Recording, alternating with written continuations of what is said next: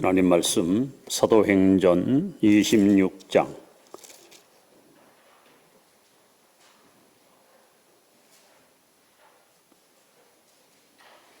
신약성경 233면입니다. 사도행전 26장 24절 말씀부터 29절까지 교독하겠습니다. 바울이 같이 변명하며 베스도가 크게 소리내어 이르되 바울아 내가 미쳤도다. 내 많은 학문이 너를 미치게 한다 하니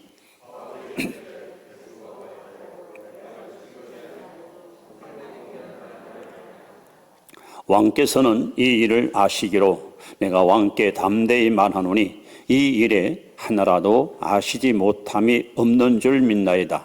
이 일은 한쪽 구석에서 행한 것이 아니니이다.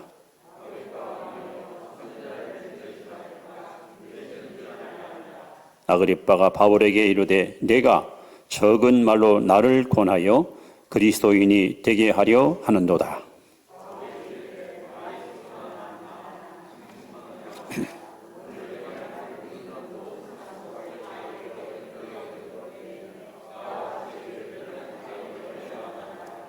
아멘. 29절까지 보았습니다.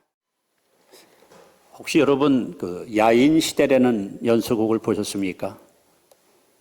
아마 대부분 시청했을 것으로 생각하고요. 김도환 씨 일대기를 124작으로 만든 대작인데 제가 알고 있기는 그 내용은 대략 그렇습니다. 이 김도환이가 청소년 시절을 참 힘들게 잘 견디다가 종로에서 주목에 대단한 효력을 발휘하는 쌍칼이라는 사람을 만나서 어떤 인생의 전환점을 경험하게 됩니다. 그 사람은 이제 싸움에서 져서 멀리 떠나버리고 소위 이제 오야봉이라는 무거운 중책을 젊은 나이에 짊어지는데 그 당시 한국에 주목하면 두 사람이 신마적, 구마적이라는 이 쌍대 산맥이 있었어요.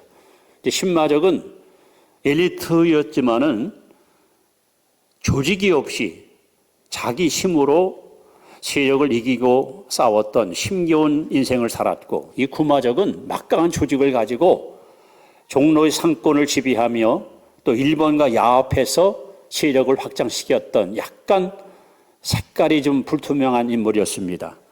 그런데 김도환이가 신마적을 무너뜨리고 구마적을 딱 무너뜨리고 나니까 이랴 그야말로 대한민국의 주목세계의 오야몽으로 등극을 하게 됩니다. 이 사람은 한마디로 말하면 그 자부심이 굉장히 강했던 인물이에요. 바로 자기 아버지가 독립군 대장인 김좌진 청산리 대첩의 위대한 영웅이었습니다. 그래서 비록 자기는 아버지처럼 총칼을 가지고 일본과 싸우지는 않았지만 한국의 자존심, 대한민국 수도의 심장인 종로에서 주목을 가지고 소위 일본과 싸우면서 한국인의 위상과 자존심을 만방에 드러냈던 인물이 바로 김도환입니다. 그래서 그 연속극에 보시면은 어떤 위기를 만날 때마다 아버지가 이렇게 꿈에 나타나서 너는 독립군 대장의 아들이야. 도환아, 일어나라, 힘내라. 하면은 초인적인 힘을 발휘해서 위기를 극복하는 그런 장면도 종종 등장하게 됩니다. 여러분, 자부심이라는 그 단어가 국어선열에 보면은 자신의 가치와 능력을 믿고 당당히 여기는 마음, 이것이 자부심입니다. 그런데 성경을 제가 읽다 보니까 이 자부심이 굉장히 강했던 인물이 하나 등장합니다. 바로 바울입니다. 이 바울은 모든 그리스도인들의 대명사와 같은 인물이었습니다. 믿는 사람은 이렇다, 예수 믿는 사람은 이렇게 산다는 그 자부심이 아주 굉장히 강력했던 그런 믿음의 인물입니다. 여러분, 바울은 고린도서 11장 1절에 내가 그리스도를 본받은 것과 같이 너희도 나를 본받는 자가 되라. 얼마나 당당합니까? 여러분들은 여러분 자녀들이나 혹은 후배들에게 아들아, 딸아, 혹은 후배들이야, 내가 예수님을 본받는 것처럼 너도 나 본받아. 여러분 그렇게 말할 수 있겠습니까? 그런 갈라디아 2장 20절에 내가 그리스도와 함께 십자가에 못 박혔나니 그런즉 이제는 내가 사는 것이 아니요 오직 내 안에 예수께서 사는 것이라. 예수로 충만한 것에 대한 자부심이 굉장히 컸던 인물입니다. 빌립보 1장 20절에는 살든지 죽든지 내 몸에서 그리스도가 존귀하게 나타나기 원한다. 살아도 죽어도 주를 위해서 일생을 바쳤던 위대한 믿음의 사람 바울. 한마디로 자부심이 굉장히 당당한 인물이었습니다. 오늘 본문에 보시면 이 바울의 자부심이 여실히 드러나는 장면이 있습니다. 이 가이사랴에서 재판자리에서 거기는 헤롯 아그리빠 2세와 베네게라는 그 누이와 그리고 새로 부임해온 메스도라는 총독과 그리고 천부장과 귀인들이 한상에 둘러앉아서 초라한 죄수의 몸으로 끌려와 손과 발이 묶여있는 바울에게 소위 공개적으로 자신의 억울함을 호소할 수 있는 기회를 제공합니다. 여느 죄성 같으면 그 자리에 무릎 꿇고 폐하 나는 죄가 없습니다. 총독각하 나 억울합니다. 제발 저를 좀 풀어주십시오. 이랬을 텐데 바울은 오히려 당당하게 왕을 향하여 총독을 향하여 그리고 거기에 모인 귀인들을 향해서 이렇게 쇠사슬에 묶인 외에는 내가 이렇게 잡혀서 영혼의 몸으로 갇힌 것 외에는 당신도 나와 같이 되기 원합니다. 저는 이 성경을 읽을 때마다 진짜 가슴이 막 시원합니다. 정말 유쾌 통쾌 상쾌합니다. 어쩌면 예수 믿는 사람의 멋진 자부심을 이렇게 표현할 수 있을까? 어떻게 바울은 이렇게 당당하게 이런 자부심을 가지고 멋진 믿음의 길을 걸어갔을까요? 바울의 생애를 통해서 바울의 자부심이 어떻게 해서 그에게 작용했는가 하는 것을 몇 가지 영적 교훈을 여러분과 함께 나누려 합니다. 그 첫 번째는 그는 십자가 보혈피로 죄삼 받았기 때문에 자부심이 굉장히 강했던 사람입니다. 에베소 1장 7절에 보시면 우리는 그의 은혜로 말미암아 즉 하나님의 은혜로 말미암아 그의 피로 인하여 속량 곧 죄 사함을 받았다. 사도 바울은 일생 동안 오직 하나 십자가만 자랑했습니다. 십자가는 사도 바울의 BC와 AD 운명을 갈라놓는 분기점이 되었습니다. 그는 십자가 외에는 그 무엇도 전하기를 원하지 않았습니다. 여러분, 온 인류는 다 아담의 후손일 뿐입니다. 로마서 5장 12절에 이러므로 한 사람이 범죄함으로 모든 사람이 죄인 되었다. 우리는 다 아담의 후손이고 하나님 앞에 죄인이고 죄사슬은 사망이고 영원한 멸망을 우리는 피할 길이 없는 운명적 인생을 살아가는 존재입니다. 그래서 예수님은 요한복음 8장 34절에 죄를 범하는 자마다 죄의 종이라. 지금 사도 바울은 죄수 아닌 죄의 몸으로 잡혀와 있고 그 앞에 있는 왕과 총독과 관료들은 자유의 몸으로 바울을 비웃고 있지만 바울이 바라볼 때 진짜 죄인은 내가 아니고 바로 그대들이고 나는 비록 육체는 얽매여 있지만 영혼의 자유가 있거나 그대들은 육체의 자유 있지만 영적으로 죄에 얽매여 있는 불행한 아담의 후손일 뿐이라는 이 자부심이 이렇게 당당하게 그들을 향해서 나와 같이 되기 원한다고 외칠 수가 있었습니다. 여러분, 세상에서 가장 복 있는 사람이 누굴까요? 하나님 마음 합했던 다윗이 시편 30편 1절에 무엇이 복인가 하는 것에서 이렇게 고백합니다. 허물의 사함을 받고 죄의 가림을 받는 복이 있도다. 누가 복 있는 사람입니까? 하나님께서 죄를 용서해 주시고 그 죄를 죄로 인정치 아니하는 사람, 이게 복 있는 사람입니다. 바울은 바로 십자가를 통해서 추하고 더러운 죄가 눈처럼 양처럼 깨끗이 씻음을 받았고 청결한 마음과 정직한 영이 이끌려서 오늘까지 부끄러움없는 인생길을 살아왔던 인물입니다. 그래서 그는 어디 가든지 주저하지 않고 예수님의 십자가와 부활을 증거했고 이것 때문에 동족들에게 시기를 받아 억울하게 지금 재판장에 끌려와서 재판을 받는 그런 불행한 결과를 지금 맛보고 있는 것입니다. 지금 바울 앞에 좌정하고 있는 소위 고위층 관료들의 모습은 바울이 영안으로 바라볼 때 그들은 형편없는 추악한 죄인일 뿐이고 저들의 미래는, 저들의 장래는 영원한 멸망을 피할 길이 없는 그야말로 지옥의 형벌이 기다리고 있는 불행한 자들일 뿐이었습니다.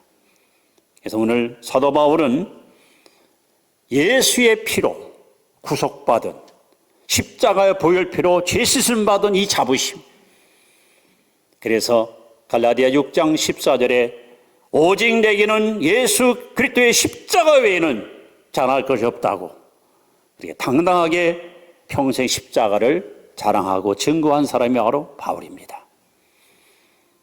우리도 동일하게 여러분 어디 가든지 누가 우리를 무시하건 멸시하건 거기에 여러분 동요하지 마시고 나는 예수의 피로 죄 씻음 받았다.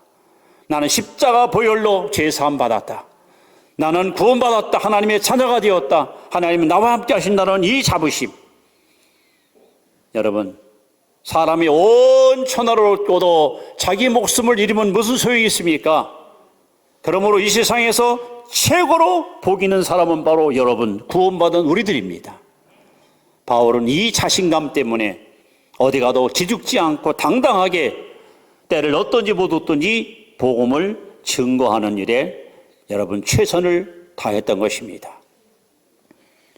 두 번째 사도 바울이 자부심을 가졌던 것은 바로 성령의 인도함을 받았기 때문입니다. 성령의 인도함을. 이 갈라디아서 5장 16절 말씀 보시면 너희는 성령을 따라 행하라. 그리하면 육체의 욕심을 이루지 아니하리라. 여러분, 바울의 눈에 비친 아그리빠 왕, 그리고 베스도 총독, 베니게라는 왕의 누이, 그리고 거기 있는 관료들은 모두가 다 권력, 탐욕, 혹은 물욕, 육신의 정욕과 이생의 자랑과 그리고 육체의 모든 욕심을 따라 살아가는 형편없는 육에 속한 무리에 불과했습니다. 여러분, 여기 등장하는 헤롯 아그리빠 2세는 그 아버지 1세 때 예수님의 12제자 가운데 야고보를 순교시킨 자가 바로 그 아버지였습니다. 할아버지는 어떻습니까? 예수님 탄생할 때 아이들을 막 다 죽였잖아요. 이 기독교와 적대적 관계를 했던 집안이 헤롯 왕가인데 오늘 등장하는 이 헤롯 아그리빠 2세는 17세의 왕이 돼서 이 당시 20대 젊은이였었어요. 근데 평생에 정적을 죽이는 일, 보위가 찬탈당할까 봐 늘 불안을 떨치지 못하고 항상 의심의 눈치를 가지고 주변을 살피면서 불안과 갈등 속에 살았던, 어떻게 보면 도가라든 쥐와 같이 불행한 인생 살았던 인물이 아그리빠 왕입니다. 그 누이 베니게는 삼촌하고 결혼해서 실패했고 동생과 불의한 관계를 맺어 사람들한테 항상 비난의 대상이 되었고 종종 로마 황제들이 이스라엘 나라 휴양지에 소위 여행을 오면은 가서 정문으로 타면서 그렇게 음탕하고 부정한 일을 저질렀던 가장 더럽고 추악한 인간이었습니다. 게다가 총독 베스도는 권력의 눈이 어두워 어떻게든지 황제에게 잘 보여야 그 총독 지위를 지킬 수 있으니까. 그러니 여러분, 바울이 볼 때 그들은 지금 정상적인 삶을 사는 것이 아니에요. 육신의 정욕과 안목의 정욕과 이생의 자랑이 이끌려서 사람으로서는 하지 못할 부끄러운 일을 저지르며 하루살이 인생을 살아가는 그들을 바라볼 때 바울은 단호하게 외치는 거예요. 당신도 나와 같이 되길 원합니다.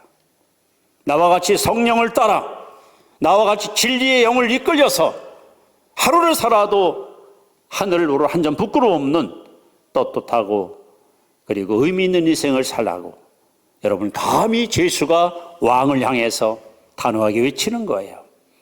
여러분 얼마나 멋진 자부심이 꽉 차 있는 바울의 모습입니다.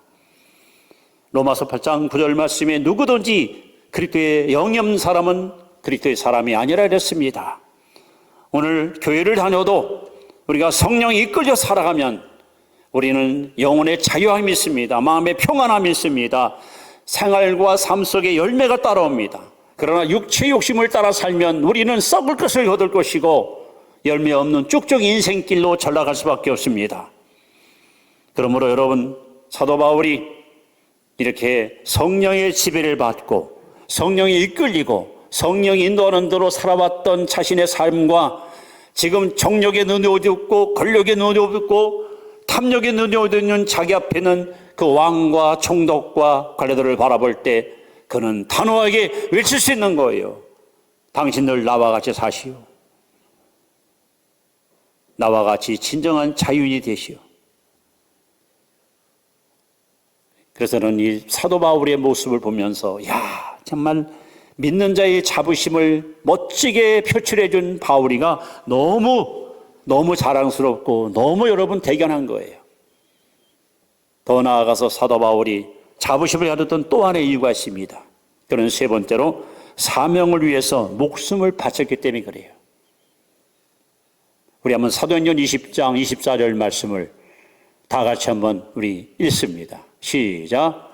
내가 달려갈 길과 주 예수께 받은 사명 곧 하나님의 은혜의 복음을 증언하는 일을 마치려 하면은 나의 생명조차 조금도 귀한 것으로 여기지 아니하노라. 우리 인생은 사명적 존재입니다. 우리가 출생한 이 땅에 태어난 날보다 더 귀하고 더 소중한 날이 사명을 찾은 날, 사명을 발견한 날, 사명을 깨달은 날입니다. 일생을 살면서 내가 왜 이 땅에 태어났고 내가 왜 살아야 되는지 삶의 목표도 없고 비전도 없고 꿈도 없이 인생을 산다면 여러분 그 인생은 한마디로 허무한 인생이요 부질없는 실패한 인생입니다. 그러나 사도 바울은 사명 때문에 지금까지 살아왔고 사명을 위해서 그는 부끄러움 없이 달려왔으며 분명히 그는 말합니다. 주 예수께 받은 사명, 이 은혜의 복음을 증거하는 일에는 내 생명조차 조금도 여러분 아까워하지 않았다는 거죠. 여러분 사명이 뭐예요? 사명이란 하나님이 주신 거예요. 일찍이 예수님을 처음 만날 때 바울이 부활하신 예수를 처음 만날 때 그 예수님께서 사도행전 9장 15절에 바울을 향해서 이렇게 말씀합니다. 나의 택한 그릇이라. 사명은 하나님이 주신 거예요. 욕망과 사명은 다릅니다. 하나님이 주신 것이 사명이에요. 여러분 사명이 뭡니까? 아무리 힘들고 아무리 고통스럽고 아무리 괴로워도 이 사명을 감당하면 보람이 있습니다.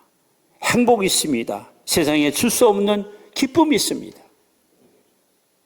이것이 사명입니다. 사명이 뭡니까? 내가 사는 이유. 여러분이 저에게 물어요. 목사님은 왜 사세요? 저 사명 때문에 삽니다. 내가 사는 이유가 바로 이것 때문에 사는 거예요. 여러분 사명이 뭡니까? 이것 때문에 죽을 수 있는 거예요. 바울은요, 본문에 분명히 말씀하죠.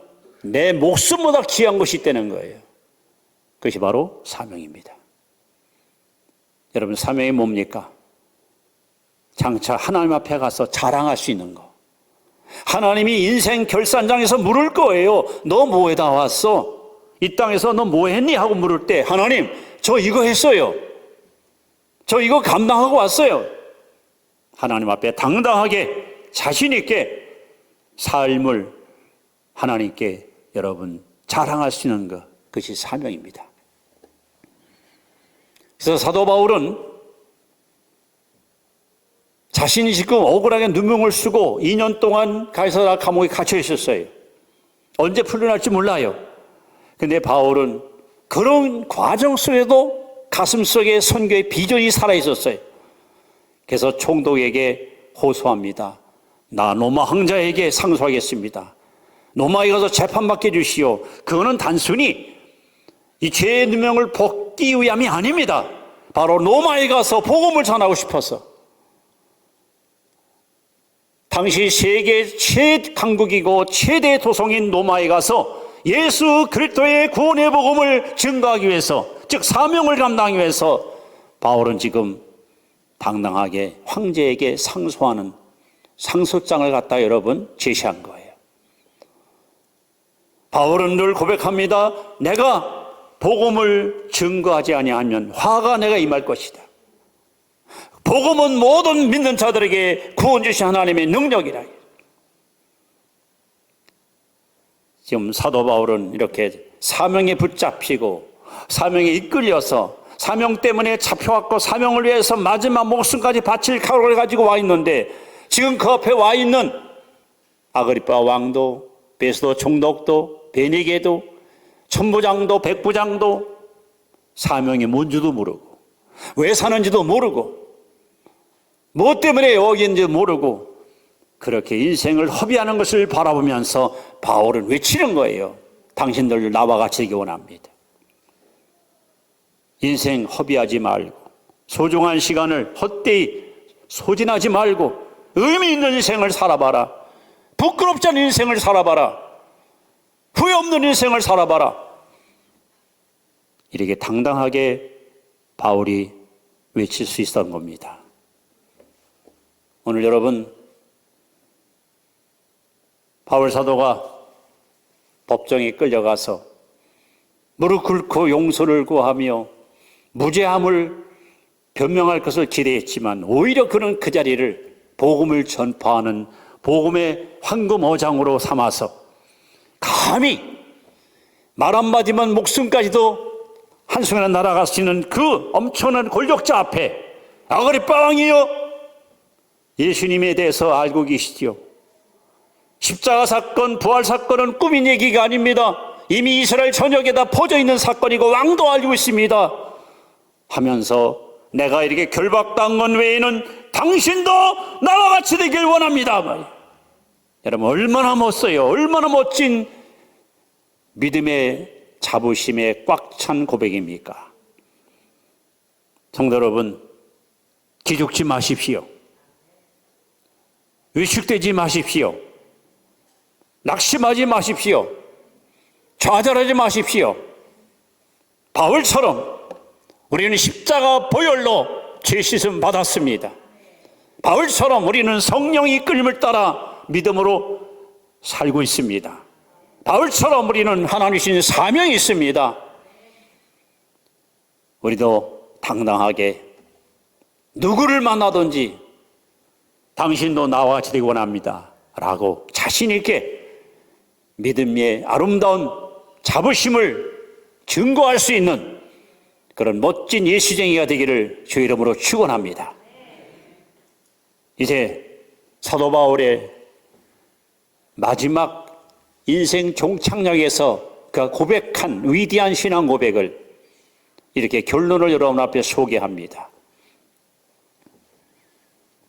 디모데후서 4장 7절로 8절 말씀 같이 한번 읽습니다. 시작. 나는 선한 싸움을 싸우고 나의 달릴 길을 마치고 믿음을 지켰으니 이제 후로는 나를 위하여 의의 면류관이 예비되었으므로 주 곧 의로우신 재판장이 그날에 내게 주실 것이며 내게만 아니라 주의 나타나심을 사모하는 모든 자에게 도니라. 바울이 임종을 앞에 놓고 마지막으로 기록한 성경이 디모데후서입니다. 순교하기 직전에 쓴 거예요. 여기 바울의 자부심이 꽉 찬 세 가지 고백이 나옵니다. 나는 선한 싸움을 다 싸웠다. 멋지잖아요. 나는 도피하지 않았고, 나는 비겁하게 물러가지 않았고, 내게 능력 주신 자 안에서 내가 뭘 할 수 있다는 믿음을 가지고 일생 동안 나는 선한 싸움을 다 싸웠다는 거예요. 나를 무너뜨리고 나를 흔드는 수많은 세력 앞에, 이단 앞에, 율법주의자들 앞에, 사탄 앞에, 나를 비방하고 조롱하는 수많은 원수 앞에 나는 비굴하게 무릎 꿇고 굴복하고 손 내밀지 않고 선한 싸움을 다 싸웠다는 거예요. 또 그는 고백합니다. 달려갈 길을 다 마쳤다. 하나님이 이리 뛰어와, 여기까지 달려와, 여기가 종착역이 할 때까지 바울은 쉬지 않고 좌우로 치우치지 않고 돌아보지 않고 표대를 향하여 앞만 향해 그는 달려갈 길을 다 달려왔습니다. 후회 없는 인생을 달려왔습니다. 그리고 그는 또 고백합니다. 나는 믿음을 지켰다. 나를 무너뜨리는 수많은 세력들이 사방에서 나를 이었었지만 난 한순간도 내 시선의 눈동자를 예수님께로부터 뗀 적이 없고 믿음의 주 온전히 켜는 예수를 바라보며 나는 믿음을 지켰다. 그러면서 그는 영광스러운 저 천성의 주 예수님을 향하여 외칩니다. 이제 후로는 내가 죽은 후에는 나를 위하여 의의 면류관이 예비되어 있다. 여러분, 얼마나 멋진 모습입니까? 얼마나 자부심이 가득 찬 신앙 고백입니까? 저도 여러분도 언젠가 세상 떠나갈 때 내 인생의 발자국을 회상하면서 나는 선한 싸움을 다 싸웠고 달려갈 길을 다 마쳤고 믿음을 지켰으니 주 앞에 서는 날 주님이 예비해 놓으신 의의 면류관을 내가 받을 것이다. 여러분, 얼마나 멋진, 얼마나 아름다운 신앙의 고백입니까? 그래서 저는 성경에 등장하는 수많은 인물 가운데 우리 예수 믿는 사람들의 자부심을 가장 멋있게 드러낸 이 바울이가 너무너무 자랑스러운 거예요. 저런 인물을 하나님께서 선택하여 성경 역사 속에 기록한 것이 얼마나 고마운지. 이제 우리 차례입니다. 이제 여러분과 제가 바울과 같은 자부심을 가지고 기죽지 마시고 당당하게 바울처럼 믿음으로 승리의 길을 걸어가십시오. 주먹 하나로 한국의 자존심을 지키며 종로 우미가를 사수하며 어떠한 불의 세력들과 타협하지 않고 정의롭게 멋진 풍운한 인생을 썼던 김노환이가 아버지 김자진 장군 때문에 그 자부심을 가지고 장군의 아들답게 살았다면 우리는 왕중의 왕이신 예수 그리스도의 사람이 아닙니까? 우리 하나님의 자녀 아닙니까? 우리는 천사가 부러워할 소중한 사명과 직분을 갖고 있지 않습니까? 여러분 자신의 가치와 능력을 믿고 당당하게 바울 같은 자부심을 가지고 저 천성 하나님이 우리를 양팔 벌리고 받아주는 그날까지 추후에 흔들림 없이 코로나보다 더 엄청난 유행과 여러 가지 질고가 우리를 에워쌀지라도 그것 때문에 여러분 흔들리거나 넘어지거나 좌절하지 마시고 선한 싸움을 싸우십시오. 달릴 길을 맞추십시오. 믿음을 지키십시오. 반드시 영광의 면류관, 빛나는 면류관, 황금의 면류관, 생명의 면류관, 의의 면류관 받았을 날이 우리에게 올 것입니다. 기도하겠습니다. 살아계신